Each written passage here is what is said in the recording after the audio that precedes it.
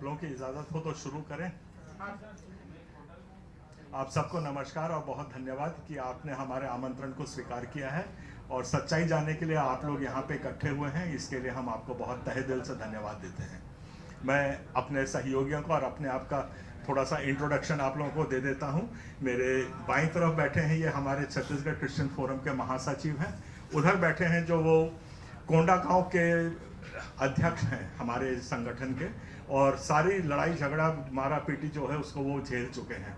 और इधर बैठे हैं वो रायपुर के हमारे अध्यक्ष हैं, जिला अध्यक्ष हैं। तो ये हमारी टीम है। हम लोग छत्तीसगढ़ क्रिश्चियन फोरम है और हमारे पास 18 जिला इकाइयां हैं और 35,000 हमारे सदस्य हैं, और हम लोग पूरे छत्तीसगढ़ में न्याय दिलवाने के लिए काम करते हैं। आज की सभा आप लोगों को ये प्रेस विज्ञप्ति मिल गई होगी, और मेन मुद्दा जो आज हमारा इकट्ठा यहाँ होने का है और जो बात हम आप लोगों से करना चाह रहे हैं, रूबरू होना चाह रहे हैं, वो ये है कि इस जो हिंसा हुई और उसके बाद का अब क्या हो सकता है, क्या संभावना है, उनको तलाशने के लिए हम लोग यहाँ पे आए हुए हैं। शांति कैसे स्थापित हो उसके लिए हम लोग यहाँ पे इकट्ठे हुए हैं। और जो लोगों को मार पड़ी है, प्रताड़ित हुए हैं, पीछे आप देखेंगे तो वो लोग भी हैं जिनको हम आपके साथ रूबरू करेंगे।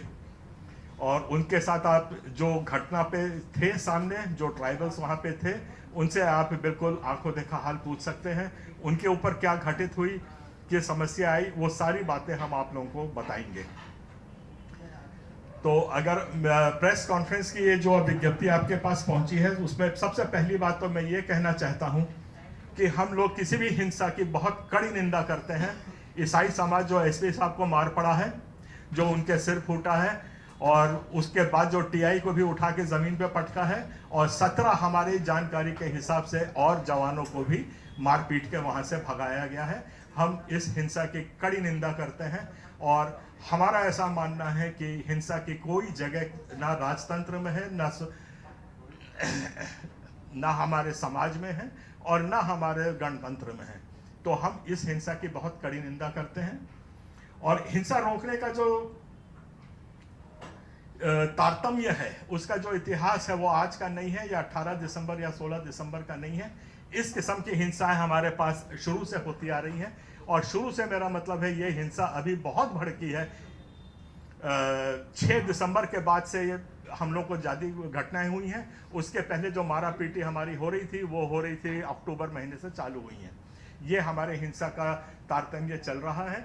और दुख की बात मैं ये है कि पुलिस ने यहाँ पे कोई किस्म का भी रोकने का प्रयास नहीं किया, बल्कि पुलिस ने उल्टा जो लोग हमलावर थे उन लोगों को प्रोत्साहित किया है। ये हमारा आरोप ही नहीं है, इसके पास हमारे पास रिकॉर्डेड एविडेंस है। और उसके बाद ये हिंसा बढ़ती गई। जो अपराधी प्रवृत्ति के लोग हैं उन लोगों की बातें आगे बढ़ती गई, और इसलिए वो इस क्लाइमैक्स पे पहुंचा है, इस चरम पे पहुंचा है कि आज एसपी को भी उन लोगों ने उठा के मार दिया है। और ऐसी धमकियां भी 2-3 प्रेस और आए हैं कि ऐसी हिंसा भी और होगी, पुलिस तैयार रहे। इस किस्म की धमकी प्रेस में कंटिन्यूसली आ रही है। तो हिंसा की तो पहले हम बहुत कड़ी निंदा करते ही हैं और सरकार से गुहार लगाते हैं और उसकी इच्छा शक्ति अपनी दिखाए और हिंसा को रोके और शांति को स्थापित करे। ये हमारे 3 मुख्य कारण है जिसको लेकर के हम लोग इकट्ठा हुए हैं। इसमें जो सबसे पहले 22 घटना की थोड़ी सी जानकारी है पहले पैराग्राफ में। दूसरे पैराग्राफ में वो जो घटना हुई उसके बारे में है। तीसरी बात जो पैरा में आप देखेंगे तो संविधान मूल्यों की सुरक्षा मिलने की उम्मीद अब ईसाई समाज को नहीं रह गई है। जहां पे पुलिस पिट रही है, जहां एसपी का सिर फोड़ा जा रहा है, खुलेआम धमकी दी जा रही है, तो अब हमको ऐसा महसूस हो रहा है कि यहाँ पे संविधान का अनुपालन होने के योग्य ये सरकार नहीं है। ये हम आरोप ही नहीं लगा रहे हैं, ऐसा हम महसूस भी कर रहे हैं। उसके बाद वाले पैरा आएंगे तो बीच में यहाँ पे हम उसकी सफाई देने के लिए भी यहाँ पे आए हैं। और वो ये था कि बीच में हम लोगों का ऐसा बहुत वहाँ पे प्रचार हुआ है, खूब प्रचार इसको मैं कहूँगा, कि ईसाई समाज ने जाके हमला किया है, मिशनरी गुंडे आ गए हैं, और इस किस्म की बहुत वो बातें हुई हैं। उसकी मैं आपको ज़मीनी हकीकत दे रहा हूँ, और हमारे जो ट्राइबल्स लोग उन गांव से आए हैं वो भी उस बात को बताएंगे। जिन लोगों ने उस हिंसा को झेला है, उस अटैक को झेला है, वो भी आज हमारे साथ यहाँ पर हैं। एक एक करके आपके सामने हम रूबरू करेंगे, आप लोगों को जो कुछ उनसे पूछना होगा पूछ लेंगे। तो हुआ ये कि आज के माहौल में ये हो रहा है कि किसी भी जगह गांव में शाम को एक सभा बुलाई जाती है जिसमें 100-200 गांव के लोग इकट्ठे होते हैं। अमूमन एक गांव जहां 500-700 लोगों की बस्ती होती है उसमें 30-40-50 ईसाई घर भी होते हैं। उन लोगों को वहां जाके आम सभा में बुलाया जाता है और आम सभा में बुलाते ही साथ उनको बोलते हैं कि ये हमारे गायता जी हैं और गायता जी ने ऑर्डर दिया है कि ये जंगल जमीन सब हमारा है, यहाँ पे और कोई नहीं रह सकता है। आप अभी धर्म छोड़ करके आप इस परंपरा में वापस आ रहे हो कि नहीं आ रहे हो। जिसने नहीं कहा उनको वहीं पे मारना पीटना चालू हो जाता है। ये गुर्रा गांव में ऐसे ही हुआ और 16 तारीख के भी गांव में ऐसे ही 22 गांव में एक साथ ऐसी घटना हुई थी जिसके नाम हम दे चुके हैं और लगेगा तो अभी हम फिर उनको मुहैया करा सकते हैं। और जब वहां पे इस किस्म की घोषणा होती है और उसके बाद हमला होता है तब उसमें ईसाई समाज मारा पीटा जाता है। जो अभी 31 तारीख की घटना पे मैं आता हूँ। 21 तारीख की घटना को ऐसे ही गुर्रा गांव में ये सभा हुई। सभा में इनको बोला कि इनको बुलाओ, इनको मारना पीटना चालू करो। इत्तेफाक से उस वक्त वहाँ पे काफ़ी ज़्यादा संख्या में प्रताड़ित ईसाई जन भी थे, तो उन लोगों ने उनका सामना किया है और झूमा झटकी हुई है। उस झूमा झटकी में लोगों को चोट चाट भी लगी है और दोनों पक्षों को चोट लगी है। तो ये उसका एक्चुअल हकीकत है और इस हकीकत को आप चाहें तो उन लोगों से जो वहाँ से आए हैं उनसे भी जान सकते हैं। 16 तारीख को ये हुआ था कि बिल्कुल ऐसी ही घटना जो 31 दिसंबर को हुई थी, बिल्कुल ऐसा ही फोटोकॉपी 16 दिसंबर को 22 गांव में एक साथ हुई। और उस घटना में ये हुआ कि वहां पे बाकायदा अनाउंस किया जाए कि कल से हम लोग जा करके सब जितने भी ईसाई यहाँ पे बसे हुए या तो गांव छोड़ेंगे या उनको मार डालेंगे। इससे घबरा करके ये लोग पुलिस थाने भागे। पुलिस थाने जा करके हम लोगों ने कम से कम 11-12 वहां पे रिपोर्ट लिखवाई। एक भी एफआईआर नहीं लिखा गया, एक भी। फिर से मैं आपको रिपीट कर रहा हूं कि 22 गांव में भी जाकर के जाने के बाद भी और पुलिस वहां से गई भी नहीं कि यहां पे इतनी बड़ी बात हो रही है, 22 गांव में ऐसी धमकी आ रही है, खूनी संघर्ष होने की संभावना बन रही है। तो ये पुलिस की पूरी जिम्मेदारी थी कि वो जाके उसका अवलोकन करते, समस्या का समाधान निकालते, कुछ शांति स्थापित करने की कोशिश करते। तो ऐसा कुछ भी नहीं हुआ। और उल्टे जब हम लोग जाके वहां थाने में गए, बेन्नूर थाना खास तौर से आई ऑफ द स्टॉर्म है, वो ही कर्ण बिंदु है जहां से सारी समस्याओं का उत्पन्न हो रही हैं। तो वहां पे जब हम लोग जाकर के 16 तारीख को रिपोर्ट लिखाए तो 16 तारीख को पुलिस ने तुरंत हमारे ही खिलाफ एक नोटिस जारी कर दी कि आप 18 तारीख को आइए और अपना बयान दिखाइए। ये ऐसी इनका रिस्पॉन्स इनका इस किस्म से रहा जो बहुत दुर्भाग्यजनक है। और 18 तारीख को पुलिस के कोई संज्ञान नहीं लेने के कारण वहां जाकर के फिर 18 तारीख की घटना के बारे आप लोग सब जानते हैं, बहुत उसके स्लाइड्स चल चुके हैं, बहुत उसके टीवी क्लिप्स चल चुके हैं और बहुत प्रेस में वो रिपोर्ट हुआ है, अंतर्राष्ट्रीय मीडिया ने भी उसको उठाया है। तो ये ऐसी निंदा की हम ऐसी हिंसा की हम बहुत निंदा करते हैं। और दूसरी बात हम ये बोलते हैं कि पुलिस को संविधान के अनुसार चलना चाहिए था, जो वो नहीं चली है। इसलिए हम दोषी मानते हैं शासन को, प्रशासन को और राजनीतिक इच्छा शक्ति को। ये तीनों ने मिलकर आज काम नहीं किया है, इसलिए हम आज इस जगह पे पहुंचे हैं। और दोस्तों मैं ये भी बताना चाह रहा हूं कि आज हम जब यहाँ पे प्रेस कॉन्फ्रेंस कर रहे हैं तब भी यहाँ पे हिंसा हो रही है। 3 गांव 4 गांव पे अभी सुबह मेरे पास आई है। जिस दिन हमारे आदरणीय मुख्यमंत्री जी हमारे कुछ प्रतिनिधि से मिल रहे थे, उस दिन बंडापाल नारायणपुर का बिल्कुल चर्च को आग लगा दी, 10 घर को तोड़ दिया, उनका सब घर वर लूट दिया। वो आज अभी तक उनके आग लगी हुई है, वो गर्म है। तो इस किस्म की ये लिपापोती हो रही है। वहाँ पे आज तक कोई मंत्री नहीं गया, कोई संतरी नहीं गया, कोई उच्च अधिकारी नहीं गया। वहाँ पे जाके किसी ने भी ये नहीं मरहम लगाने तक की कोशिश नहीं की। आप लोग 1000 लोग विस्थापित हुए हैं, ये कोई छोटी संख्या नहीं है और ये संख्या बढ़ रही है, दिस इज कंटिन्यूसली इंक्रीजिंग। तो ये बहुत चिंताजनक स्थिति है जो छत्तीसगढ़ में होती जा रही है। इसलिए आज हम प्रेस के रूबरू हुए हैं और आप लोगों को बताना चाह रहा हूं कि यहाँ पे 2-3 अभियान गांव में और चल रहे हैं और हर गांव में जा जाके वहां पे बोला जा रहा है कि हमें इसको ईसाई मुक्त प्रदेश बनाना है। बाकायदा ढोल नगाड़ों के साथ वहां पीट करके वहां पे जैसे कोटवार हाका पाड़ता था उस किस्म के हाके पाड़े जा रहे हैं। इसकी हम शिकायत विकायत सब कर रहे हैं। और वहाँ के कलेक्टर को, ये अपना कोंडा गांव के और नारायणपुर कलेक्टर को बाकायदा हमने शांति स्थापित करने के लिए, शांति सभा बुलाने के लिए, उनसे काउंसलिंग करने के लिए 50 आग्रह किए हैं, लेटर्स दिए हैं, सब कुछ दिए हैं, पर अभी तक कोई रिस्पॉन्स उसका नहीं आया है और इस ढोल नगाड़ों से ये हो रहा है। तीसरी बात, जो सबसे महत्वपूर्ण बात हम करना चाह रहे हैं, अभी महासमुंद के जो उपाध्यक्ष हैं सर्व आदिवासी समाज के, उनका मैं वीडियो अभी आपको प्ले करके दिखा देता हूं। तो वो जो आदिवासी समाज के महासमुंद के उपाध्यक्ष हैं, उनने साफ बोला है कि हमारा सर्व आदिवासी समाज इन हिंसा में लिप्त नहीं है, हम अपने आप को इससे पृथक करते हैं, अलग करते हैं, और हम जो कोई भी यहाँ पे भारतीय नागरिक है उसका मान सम्मान करते हैं, चाहे वो ईसाई हो, हिंदू हो, सिख हो, मुस्लिम हो। ये उनके बयान है, वो उसका वीडियो अब आप जब बोलेंगे तब उसको हम प्ले करके दिखा देंगे आपको। ये वहाँ का डेवलपमेंट्स है। फिर वहाँ पे जो गायता और पटेल वहाँ जो गांव के थे, उनकी भी कुछ रिकॉर्डिंग्स हमारे पास तक आई हैं, उसको भी दिखाएंगे। उनने भी बोला है कि हम इस हिंसा में लिप्त नहीं है, हमने जाकर के किसी को मारा पीटा नहीं है, कुछ नहीं किया। ये उनके बयान, रिकॉर्डेड बयान हमारे पास है। तो हमारा आज सवाल ये होता है, तो ये हिंसा कौन कर रहा है?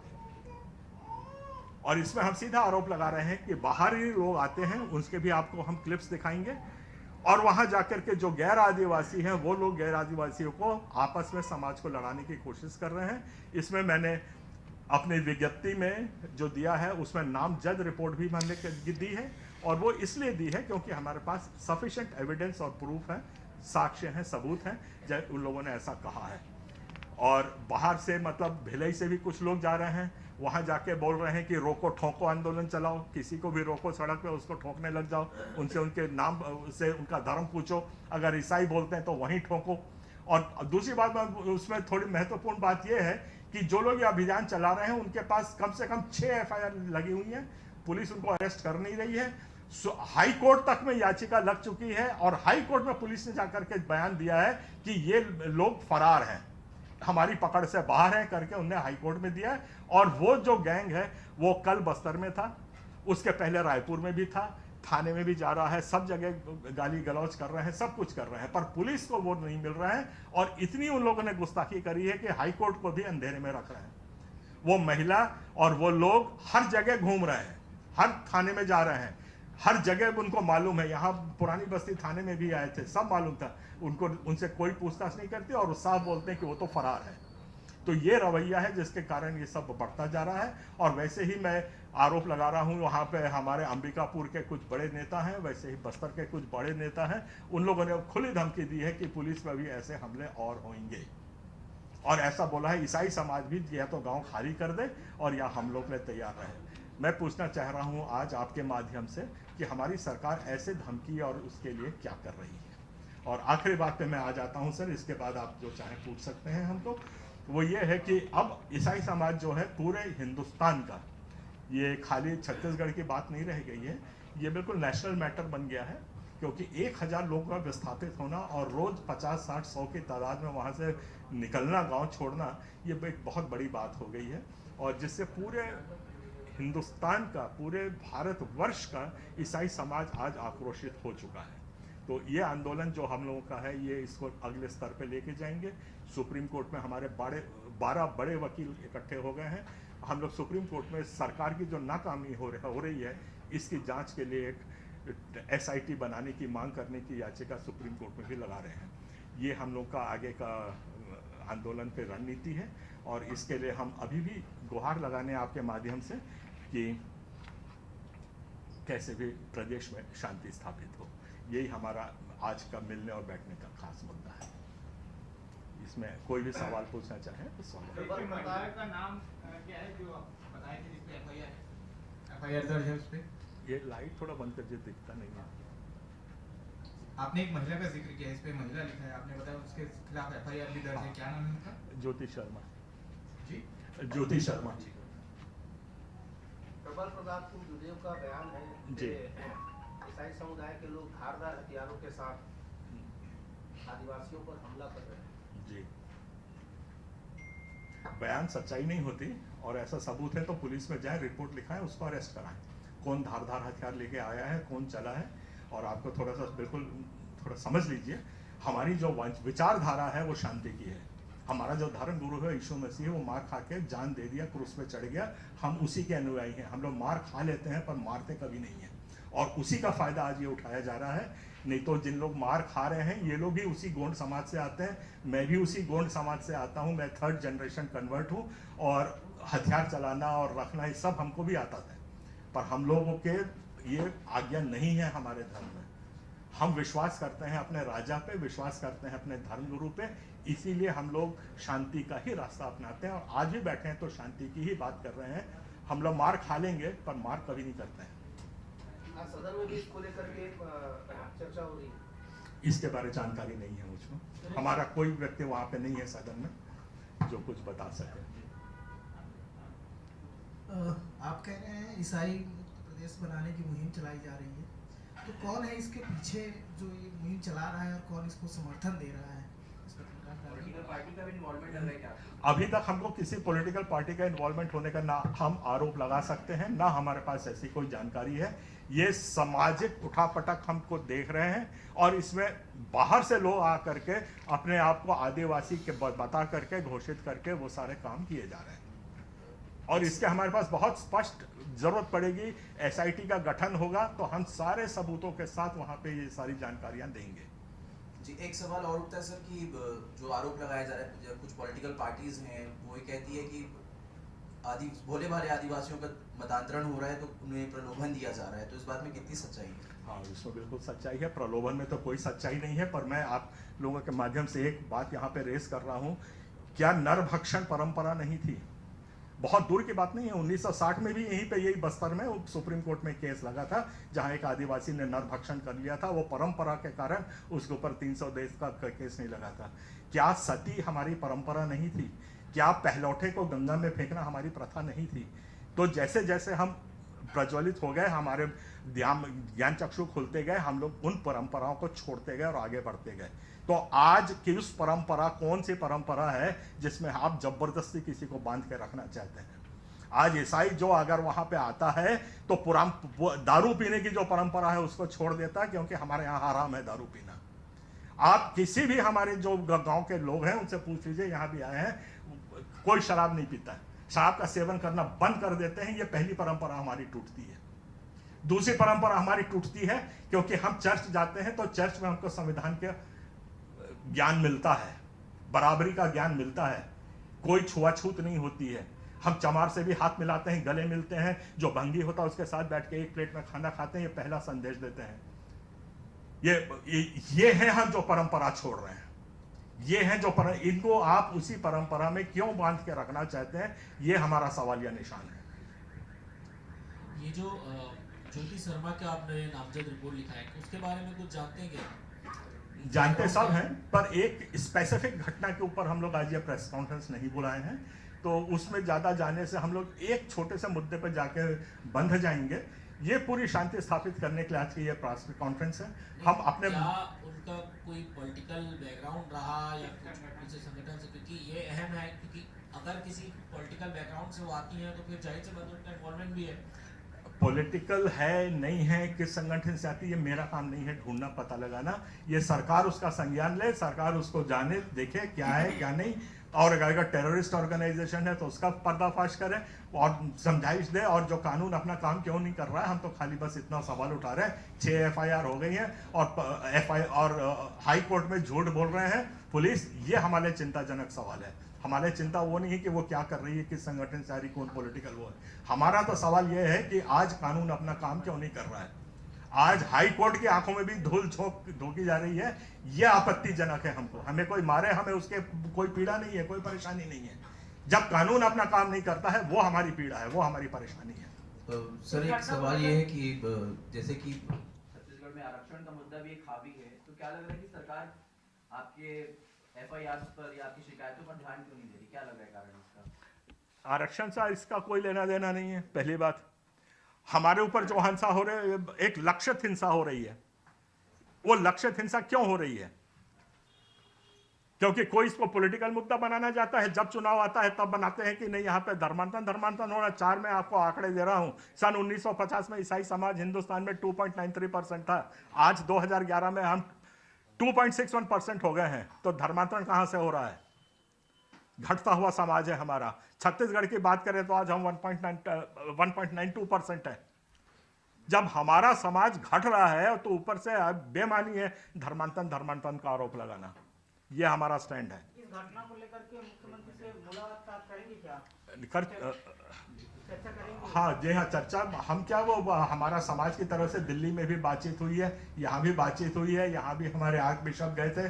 पर मैं ये बताना चाहता हूँ हमारे आदरणीय मुख्यमंत्री जी को, गवर्नर जी को और सबको कि जो स्थानीय मुद्दा है और जो जमीन से जो आदिवासी है उनसे मिल करके आप इसका समाधान करेंगे। ये हाई फाई मीटिंग करके और ऊपर दिल्ली में जाके कोई 4-5 लोगों से मिलने से बस्तर की समस्या, जो जमीनी समस्या है, उसका हल नहीं निकलेगा। वहाँ के जो प्रतिनिधि हैं, वहाँ के जो सीधे आदिवासियों से ही बात की जाए, और अगर हमको वहाँ जीने का अधिकार है तो हमको अधिकार दिया जाए, और जीने का अधिकार अगर नहीं है तो ऐसी घोषणा कर दी जाए कि नहीं, आप ईसाई हो और आपके ऊपर आर्टिकल 25 लागू नहीं होता, आपके पास ये अधिकार नहीं है, इसलिए आप लोग कृपया खाली करिए। तो फिर वो वैसे कदम हम उठाने तैयार हैं। अगला क्या एक्शन रहेगा आपका? जी हाँ, आखिरी पेज में पढ़ लीजिए सर, उसमें दिया हुआ है। हमारा अगला स्टेप है कि हम आंदोलनरत हैं। केरल से लेकर के यूपी से लेकर के उत्तराखंड और हिमाचल प्रदेश, ये सब अभी बहुत बड़ा प्रदर्शन जंतर मंतर में कर रहे हैं। हम जाकर के अभी महामहिम राष्ट्रपति जी से मिल रहे हैं और उनको यहाँ की पीड़ा बता रहे हैं। और दूसरा आंदोलन में हमारा दूसरा स्टेप ये है कि यहाँ पे छत्तीसगढ़ में संविधान की 13वीं हम मनाएंगे, क्योंकि यहाँ संविधान मर गया है। और बाकायदा हम वो 1 lakh post card president of India को, महामहिम आदरणीय मुर्मू जी को हम भेज रहे हैं कि आके के इस 13वीं के सब में आप हमारे साथ रहिए। हम 13वीं का भोज करेंगे यहाँ पे, संविधान की 13वीं मनाने का हम आंदोलन यहाँ पे कर रहे हैं। ये कब मनाएंगे? अभी इसका यह पूरा देशव्यापी होगा, तो अभी इसकी मीटिंग ही नहीं हुई है, शायद 2-3 महीने लगेंगे। और हमारा सुप्रीम कोर्ट में याचिका तुरंत लग रही है, और क्योंकि जो सरकार यहाँ पे संविधान का पालन नहीं कर रही है उसके विरोध में वहाँ पे, और बहुत बड़े बड़े नामी गिरामी वकील उसमें आ गए हैं, तो उसको बहुत जस्ट तरीके से SIT बनाने की अभी तक मांग है, और कि SIT बना के इसके मूल कारण तक पहले पहुंचा जाए और सरकार के कहाँ फेलियर से उसको उजागर किया जाए। इस रास्ते पे हमारा आगे का काम रहेगा। जब एक चीज है, जब आप जाते हैं या कंप्लेंट के लिए जाते हैं तो पुलिस और सरकार का क्या रवैया रहता है? मैं आपका ध्यान अभी वो वीडियो भी दिखा देता हूँ, उस तरफ ले जाना चाहता हूँ। जब हमको मारा पीटा गया, ये मैं गोलापल्ली थाना सुकमा जिला की मैं बात कर रहा हूँ, वहाँ पे जब उसको मारा पीटा गया तो उन लोग रात को, क्योंकि नक्सल थाने थे इसलिए वो रात को रिपोर्ट नहीं जा पाए। जब सुबह वहाँ पे गए वो लोग तो उन्हीं को मारा गया है, और पुलिस TI ने वहाँ बैठ करके लो मारो इनको करके उसको मारा है, और पूरे वीडियो है हमारे पास। और यहाँ तक कि जब वो वहां से जब ईसाई लोग थाने से निकल के भाग रहे थे तब वहां के SP ने हेलीकॉप्टर भेजा है उनको पकड़ के लाने के लिए। हम लोग इतने बड़े अपराधी हो गए हैं कि हमारे पीछे हेलीकॉप्टर दौड़ाए जा रहे हैं। और ये मैं भरी सभा में सबके सामने बोल रहा हूं, क्योंकि हमारे पास एविडेंस है उस SP के, और ऐसे में SP मार नहीं खाएंगे तो और क्या करेंगे हम। हाँ सब है सर, उसको हाँ वो है, अब मैं अभी दिखा दूंगा आपको। और ये वही SP है जिनका घटना हुई, उन्हीं है? जी नहीं, ये दूसरा ये SP सुकमा है, और SP सुकमा ने एक वो पत्र भी निकाला था जिसमें वो खुद कोर्ट भी बन गए थे, खुद जज भी बन गए थे, खुद पुलिस भी गए थे, और हमको आरोप भी लगाए थे धर्मांतरण के आरोपी हैं करके। उसको आज तक ना सरकार ने वो लेटर को वापस लिया है, और उनका जो गैर संवैधानिक काम उसे जो SP ने किया है उसके अगेंस्ट भी कोई काम नहीं हुआ है। सर ये जो संविधान की 13वीं वाली जो बात आप कर रहे हैं, ये छत्तीसगढ़ के परिप्रेक्ष्य में है कि बाकी स्टेट में भी ऐसा कुछ? अभी तो हम छत्तीसगढ़ फोरम को रिप्रेजेंट करते हैं, छत्तीसगढ़ के ईसाइयों को। बाकी प्रदेशों से भी अगर ऐसा आएगा तो वहां भी उसके रूपरेखा आंदोलन की बनाई जाएगी, और जो प्रदेश में अगर इस किस्म से संविधान कुचला जा रहा है तो वहां पे आंदोलन तो हम लोग करेंगे।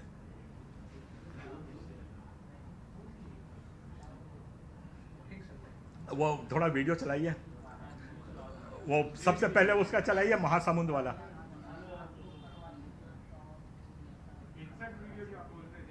महासमुंद वाला तो है सर, सबके पास आ गया है, चलिए ठीक है। वो जिसमें SP बता रहे हैं आप किस थाने में बैठा कर, ये ऐसा? हाँ वह है ना हमारे पास गोलापल्ली वाला। ये वीडियो भी है। हाँ ये मेरा ये इसको थोड़ा वापस करिए, ये वाला, इनका सिर फूटेगा तो 5000 बल पहुंचेगा। और वह हमारा दिखाइए वहां पे,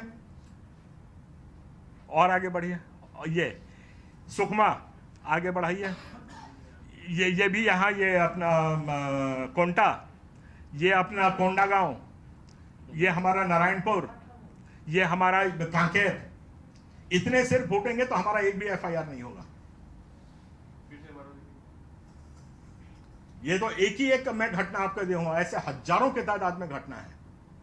और कितने लोग ऐसे घायल हुए होंगे? हमारे पास जो रिकॉर्ड्स हैं उसमें 200 लोग घायल हैं और करीब 1400 लोग आज तक विस्थापित हो चुके हैं। वो चर्च में लाइव पे, चर्च में जो खुला मारपीट हो उसका दिखाओ ना। प्राणघात मतलब जी, जान जोखिम में आ जाए ऐसे लोग कितने घायल हुए, मतलब जिन पे 307 लग सकता है। हर एक मामले में 307 लगना चाहिए, हर एक मामले में। सिर पे मारा है, खून निकला है, क्यों 307 नहीं हो रहा है? हमारे पीछे भी एक आदमी बैठा हुआ है, उसका जबड़ा पूरा टूट गया है और पुलिस ने वहां पे लगाया है 294, मतलब झूमा झटकी हुई है। उसका एमएलसी करने के लिए मना कर दिया, हॉस्पिटल लेके नहीं जाने दिया। ये पीछे बैठे हुए हैं, आपको उनके रूबरू कराऊंगा पारी पारी से, आपको जो पूछना उनसे पूछ लीजिएगा। मैं ग्रुप में सर वो डाल दूंगा सारे वीडियोस। गोलापल्ली जो थाने का है वो पूरा हमारे पास है, वो मैं आपको ग्रुप में डाल देता हूं। और वो वहां पे जो हेलीकॉप्टर भेजने वाली है, और दूसरी जो हमारी सबसे पीड़ादायक शिकायत आदरणीय मुख्यमंत्री जी से वो ये है कि आज हमको मुख्यमंत्री, पूरा समाज जो आज 12 लाख हमारे पास वोटर्स हैं, जो पिछली बार हम लोगों ने जम थम के काम किया था, और 380 हमारे पास जो हमले हुए हैं उसमें हमारी क्यों बात नहीं सुनी जा रही है? आज हमारे पास एक मेंबर माइनॉरिटी कमीशन में ईसाई मेंबर नहीं है, हमारे पास कोई मंत्री नहीं है जिससे हम अपनी बात मुख्यमंत्री तक जा सके। ये हमारी पीड़ा है। हम पे मारपीट तो होगी, झगड़ा वो जन्म से होगा, अपराध होगा, पर उसका समाधान अगर नहीं होता है और हमारा मुखिया हमारी बात नहीं सुनता है, ये आपत्ति हमको है। आप भी आरोप तो लगा आने वाले चुनाव पर एक सुनो ना। चेतावनी भी है ओ मुख्यमंत्री भैया। भूपेश बघेल को कुल मिलाकर के। क्या समझा नहीं सर आपकी बात? आने वाला जो चुनाव होगा विधानसभा का, तो चेतावनी है ईसाई समाज की तरफ। मैं हम लोग की कोई औकात ही नहीं कि किसी को चेतावनी दें। हम लोग तो आप लोगों के संरक्षण में रहते हैं। यहाँ जो मेजोरिटेरियनिज्म है, तो उनके संरक्षण में हम लोग छोटे से समाज है, इसमें हम किसको चुनौती देंगे, किसको धमकी देंगे? और हमारा नेचर भी नहीं है चुनौती धमकी वाला। पर हाँ, इतना जरूर है कि आज ईसाई वोट संगठित तो हो रहा है। हम लोग पिछली सरकार में भी दुख झेले हैं, और बल्कि हम उस सरकार में बहुत कम दुख झेले हैं। वहां पे 17 या 18 हमले हुए थे हमारे पर, और कम से कम एफआईआर हुई थी, कोई सुनने वाला था। और ये 380 हमले में हमारे पास आज कोई सुनने वाला नहीं है।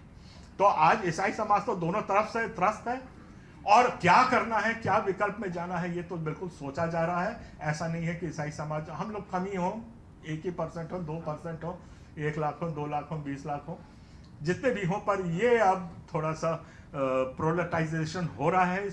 इसका मतलब प्रेसिपिटेशन हो रहा है। ये एकजुट अब हो गया है, जो पहले कभी नहीं था। सर आंकड़ा आपने बताया कि कांग्रेस और बीजेपी सरकार में, फिर से बताएंगे कैसे आंकड़ा आपका? हाँ, बता दें। हाँ, 1 मिनट थोड़ा सा ये वीडियो देख लेंगे जो लाइव वीडियो है, किस तरह से मसीह लोगों को खुलेआम भरी सभा में बुलाते हैं, कैसे डंडे लाठी से मारते हैं। एक चर्च की घटना है, और एक महिलाओं को पूरा गैंग बना के, तो कैसे महिला को पुरुष लोग डंडे से मार रहे। थोड़ा दिखाई भैया। लॉगिन करने में टाइम है, जब तक सर आंकड़े पर बता देंगे सर। हाँ, आंकड़ा तो मैं पोस्ट भी किया हूँ 3-4 बार, उसमें लिख लीजिए सर। 1950 में 2.93। सर बीजेपी गवर्नमेंट और कांग्रेस गवर्नमेंट का जो हाँ, बीजेपी गवर्नमेंट में 15 साल में हम पर 18 हमले हुए। 18 हमले से एफआईआर हुई, और एफआईआर पे कोई काम नहीं हुआ। और पिछले 3 साल में हमारे पास, अब बल्कि पिछले के 3 साल ही हो गए, इस साल से तो हमने उसका रिकॉर्ड रखना भी बंद कर दिया है। 380 हमले हुए हैं, जिसमें 2 हत्याएं हुई हैं। एक पादरी को गोली मार दिया है, और उसको माओइस्ट गोली करके लिपापोती करके किनारे कर दिया। आज तक वो एफआईआर धूल खा रही है। सारे गांव वालों को मालूम है किसने मारा है, पर पुलिस वाले जाके ना बयान रिकॉर्ड कर रहे हैं, ना पूछ रहे, ना कुछ हो रहा है। दूसरा अपना यहाँ का है, ये अपना डिलमिली का, जगदलपुर में एक 12 साल के लड़के को उठा के वहीं गला रेत दिया, और उसके पर आरोप यही था कि आप ईसाई धर्म छोड़ो। वहीं पे उसका गला काटा गया, और वो लाश को उठा करके उड़ीसा में जाके फेंका गया। हम लोग यहाँ चिल्लाते रहे, पुलिस जाओ उड़ीसा देखो, ये करो, कहीं कोई कुछ नहीं हुआ। वो लाश कहाँ गई, कहाँ नहीं गई, रोते पीटते चिल्लाते रह गए हम लोग। 380 मामले में कितने में एफआईआर हुई है? अभी तक तो हमारे संज्ञान में सिर्फ 2 मामले में हुई है और उसमें भी सिर्फ बेवकूफ़ बनाने वाले FIR हुआ है। और आपको एक मजाक यहाँ पे मैं और बता देता हूँ, हमारा किस्टाराम में एक चर्च है, ट्राइबल चर्च है, उसके खुद के ऊपर वो जमीन है, खुद के जमीन पे उसने चर्च बनाया हुआ है, उसको पुलिस वाले ने जाके जलाया, TI ने। इसको चालू करो, चालू कर दो।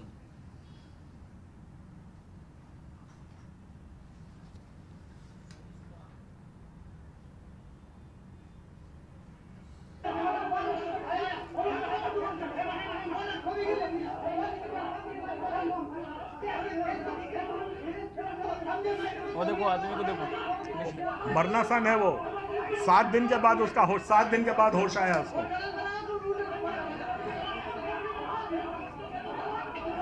वो महिला को मार रहे वो वाला भी, वो महिला वाला दिखा ना, वो दिखा ना। हाँ ये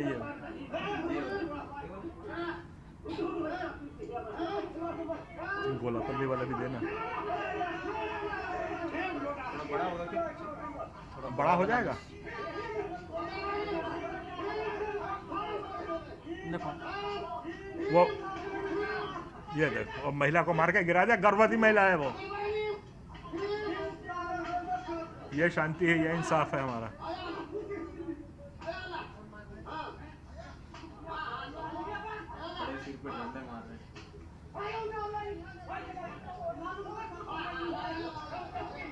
इस पर भी FIR नहीं हुई है।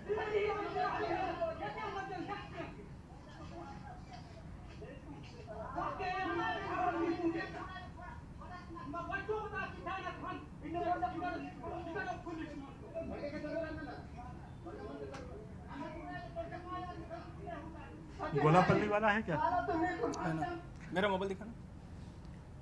वो जो सुकमा का था उसको भी देख लीजिए कैसी हिंसा हुई है वहां पे, जो घर तोड़ दिए, जो घर तोड़े हैं उसका वो देखिए, ये हाल है। वो कहां जाके रहेंगे? उनके पूरे साल भर, महीने भर की कमाई 2000-2500 रुपए होती है। लेकर ये हाँ, वो सब ग्रुप में पोस्ट तो करते आ रहे हैं, क्योंकि हमारी आवाज तो और कोई नहीं है, आप ही लोग हमारी आवाज है। बाकी हम ना किसी मंत्री के पास पहुंच सकते हैं, ना कोई संतरी है, ना कहीं कुछ है। एक प्रेस रह गया है हमारे पास, जिसके थ्रू हम अपने मुख्यमंत्री और गवर्नर तक जा सकते हैं। गवर्नर को भी हम लोगों ने एप्लीकेशन मेमो दिया है, सब दिया, आज तक हमको वो नहीं मिला है। लेकिन दोषी तो दोनों ठहरा रहे हैं मुख्यमंत्री को। बीजेपी बोल रही सरकारी सर देखिए, हमको पॉलिटिक्स से नहीं, हमको तो ना मुख्यमंत्री से कोई शिकायत है, हमको तो हमारा संविधान का पालन करिए, जय राम जी की, बस। उसके आगे हमें और कुछ नहीं चाहिए। That is all. और भी ऐसे वीडियो चर्च के अंदर में देखेंगे, अभी मैं भेजा हूँ, चर्च के अंदर में घुसे के उनको सीधा मार रहे हैं चर्च के अंदर में। सर व्हाट्सएप पे प्रोवाइड करा देंगे तो हाँ, करवा देंगे हम आप लोग को। वो जैसे घटना स्थल पे होती है, बस वही रहता है जी। हाँ, मेरा एक ग्रुप है सर, उसमें थोड़ा ऐड हो जाएंगे तो बहुत वीडियोस अगर। हाँ ठीक है ना सर, वो सर वो उनसे थोड़ा बात करेंगे क्या, हमारे ट्राइबल्स जो हैं। पहले आप बता रहे सर, फिर बात कर लेते हैं। एक शॉर्ट लाइट जला दो यार भाई, एक शॉर्ट बाइट आप दे देंगे। आ जाएगा माइक पे भैया, भैया कैच कर लेगा माइक।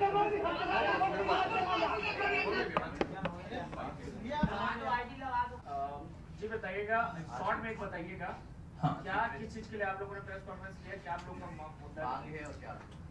हमारा मुद्दा एक ही है कि छत्तीसगढ़ में संविधान समाप्त होते हुए नजर आ रहा है।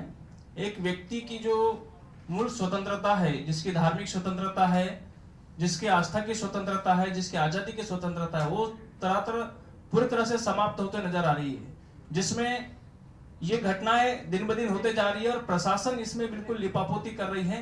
और हमारा ये मानना है कि सरकार जो है इन ऐसे प्रकार के आतंकवादियों को संरक्षण दे रही है, क्योंकि संरक्षण देने का कारण ये है क्योंकि वो उनके ऊपर में उचित तरीके से कार्रवाई नहीं कर रही है। आप देखें कि हमारे लोगों का सिर फुट रहा है, हमारे लोगों को चर्च में घुस के मारा जा रहा है, घर में रहना मुश्किल हो गया है, जो पीछे में है वो सब गांव से निकाले हुए लोग हैं, उनको गांव से निकाल दिया गया है। अब वो लोग कहीं कोंडागांव में कोई शरणार्थी बन के बैठा हुआ है, कोई नारायणपुर शहर के अंदर में शरणार्थी बन के बैठा हुआ है, तो कोई किसी चर्च में शरणार्थी बन के बैठा हुआ है। उनकी मूल जमीनों से, उनके मूल परिवारों से, उनके मूल जो अधिकार है उनसे उनको वंचित कर दिया। उनके यहाँ तक कि उनके खेतों को काट के भी, उनके जमीनों को हड़प कर वो लोग जो है उनकी जमीन और उनके खेत खलियान को सबको छीन रहे हैं और सीधा गांव से बाहर निकाल रहे और बोल रहे साफ साफ, अब हमारी सरकार है, हमारा राज है, हमारा कलेक्टर है, हमारा एसपी है, हमारा सब कुछ है, अब हमारा राज चलेगा, तुम ईसाई लोग का कुछ भी नहीं चलेगा। इस सब सारी घटनाओं को लेकर एक ही सबसे बड़ी सामने बात आ रही नजर में कि इस देश के, इस छत्तीसगढ़ के अंदर में संविधान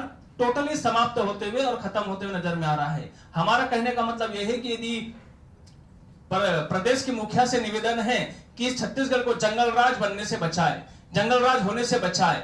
आज देख रहे डंडे, लाठी, तलवार और तीर कमान और धारदार हथियारों के साथ सीधे चर्च में घुस रहे, चर्च सीधे मसीहों के घर में जा जाकर उनको मारपीट कर रहे हैं और सरकार इसमें बेलगाम हो रही है। मैं बता रहा हूं आपको, छत्तीसगढ़ में मात्र 2 ही जगह में एफआईआर हुई। कब हुई? जब पुलिस वालों को मार पड़ती तब एफआईआर होती है। एक घटना हुई थी कहां पर? अपनी पुरानी बस्ती थाने में, रायपुर में, जहां पुलिस के कैबिन में घुसकर आतिवादी ने जब वहां पर बैठे 3 पादरियों को मारा था और पुलिस वालों को भी मार के झमाझपटी हुई थी, तब वहां पर एफआईआर हुई थी। और आज एफआईआर कहां हुई है? जब नारायणपुर में, जब वो हमारे चर्च के अंदर में पूरा जाके तोड़फोड़ मचाया, सब कुछ किए। और वो एफआईआर क्यों हुई? क्योंकि वहां पर एसपी का सिर फूटा, इसलिए एफआईआर हुई। इतने सारे मसीहों को मारा पीटा जा रहा है, उन पर ना तो कोई एफआईआर हो रही है, ना ही उनके खिलाफ में कोई कार्रवाई हो रही है। यदि शुरू से संज्ञान लिया जाता तो आज ये नौबत नहीं आती है। आज ये छत्तीसगढ़ प्रदेश जो है एक टेररिज्म की ओर में बढ़ते बढ़ते जा रहा है और कुछ लोग हैं जो इसको बहुत ज्यादा बढ़ावा दे रहे हैं, महत्व दे रहे हैं और सरकार उनको पूरा संरक्षण दे रही है। यह हमारा आरोप है। यदि हम लोगों को इसमें सुरक्षा नजर, हम मसीह लोगों को, हमारा एक ही मानना है, यदि हम मसीह लोगों को यदि सुरक्षित सरकार नहीं कर पाती है तो छत्तीसगढ़ में हमें कोई 2 या 3 जिले दे दे, हम अपने पूरे ईसाई लोग को लेकर हम एक साथ में रहेंगे। हम लोग को इनका रखना, हमारे साथ रहना इनको पसंद नहीं है, तो हमारा खुद के अधिकार के साथ हमको रहने का, कि हम इस देश के नागरिक है, ये हमारा अधिकार है और हमने अधिकार की मांग कर रहे हैं। हम किसी को भीख नहीं मांग रहे हैं, ना ही हम किसी सरकार के सामने भीख मांग रहे हैं, ना माथा टेक रहे हैं। ये हमारा अधिकार है, जो अधिकार हमसे छीना जा रहा है। यदि हमारा रक्षा नहीं कर पाते हैं तो हम सीधा कहेंगे कि हमें भी 3 या 4 जिले चाहिए, जिसमें हम लोग अपने सारे छत्तीसगढ़ भर के ईसाई लोग को बैठा के अलग से रखेंगे। अपना कारोबार, अपना रोजी रोटी, अपने घर गृहस्थी हम अपने तरीके से चलाएंगे। यह हमारी सबसे बड़ी मांग है। यदि इस तरह से सुरक्षा कर सकते हैं तो ठीक है, नहीं तो आगे हमारी मांग ये रहेगी। हाँ, मेरा नाम है अंकुश बरियेकर, मैं छत्तीसगढ़ क्रिश्चियन फोरम का महासचिव हूँ। हमारा तहसील बड़े डोंगर पड़ता है, कोंडागांव जिला के हम लोग को बुला के मारपीट करते हैं। गांव के लोग पूरा बैठक करते हैं और हमको विश्वास मानने के कारण आपस आओगे कि नहीं आओगे बोल कर कहते हैं और पीटते हैं, मारपीट करते हैं। मारपीट करके हमको आपस आओगे तो मार काट के फेंक देंगे बोल के कहते हैं। हमको जमीन बाड़ी कुछ नहीं मिलेगा बोलता है लोग, गांव के लोग। हम लोग यहाँ से जा, तुम्हारा यीशु मसीह कहाँ है, तुम वहीं जा बोलते हैं हमको। बोलिए आप, बोलिए। मोर नाम है समी मंडविया है। मैं सदरी में रही के भी मोला बहुत मोर मीटिंग बनाई ना, मोला मारिन, मोर घर वाला गलनी है। मैं छोटे छोटे पिला मन ला दर के आई हाँ, बाहर में हवा वो पिला मन ला कहाँ करूँ कहाँ नहीं कराऊँ, काहे के मैं सोचे हाँ, सोच में पड़े हाँ। मोला जमीन नहीं देबो तो ला कहीं नहीं देबो, यहाँ रहेला नहीं देबो तो कहाँ जाता सुहाँ जा, तोर ईसाई धर्म ला मानता तो तोर कहाँ काय होवा वहाँ जा बोल के मोला बोलते। तो मैं पिला मन ला निकलाई के मैं लाने हाँ, मैं कहाँ रहूँ काय करूँ, काहे के मैं सोच में पड़े हाँ। और तो बोलो, फटाफट बोलो। हाँ बोलो, जल्दी बोलो। मैं कोंडागांव जिला का हूँ, ग्राम तिबई बालेंगा। और हम लोग को मसीह लोगों को बहुत सताया जाता है और मारपीट किया जाता है। 18 दिसंबर को हम लोग को बहुत मारा गया, बेरहमी से पीटा गया, मेरा सिर भी फोड़ दिया गया, मेरे बहन लोग को भी छेड़छाड़ किए और बहुत से बेरहमी से मारा गया और चर्च में घुस के मारे और हम लोग को बहुत बुरी तरह से मारे, इतना मारे और बाद में यहाँ रहने का जगह नहीं है तुम्हारे लिए बोले, और फिर से और बोले कि यहाँ तुम्हारे लिए कुछ भी नहीं है और तुम्हारा जगह यहाँ पे नहीं है, कुछ बोल के भगाए, मारपीट किए, अगर वापस फिर आओगे घर तो काट देंगे बोल के बोले हैं। और गए तो फिर से मारने की कोशिश की है, फिर मारपीट बहुत करता है। लेकिन इसके लिए निवेदन करता हूँ कि ये सब सता होना नहीं चाहिए, लेकिन बहुत मारा जाता है, ऐसा नहीं होना चाहिए, क्योंकि सब एक दूसरे से प्रेम करना चाहिए, ऐसा नहीं करते, बहुत बेरहमी से मारते हैं। इतना है मेरा, धन्यवाद। कितने लोग आए हो आप लोग? हम लोग ये इनको आपके गांव से ये हम लोग 14 लोग आए हैं आपके गांव से जी। 14 लोग। हाँ, इनके गांव से नहीं, सब गांव से, सब गांव से आए हैं, एक करके आए हैं। और ये जो घटना है हर रोज हो रहा है और भी लोगों को सिस्टम हटाएंगे जी। उनको महिला को देते जोर से बोले, जोर से माइक पास में। हम लोग भी जब घर में रह रहे थे तो गांव वाले हमको बुलाए मीटिंग में और बीच में करके बोल रहे थे तो तुम ऐसे धर्म को छोड़ो या तो फिर ईसाई दिखाओ, ईसाई धर्म करो बोल रहे थे, तो हम नहीं करेंगे बोले।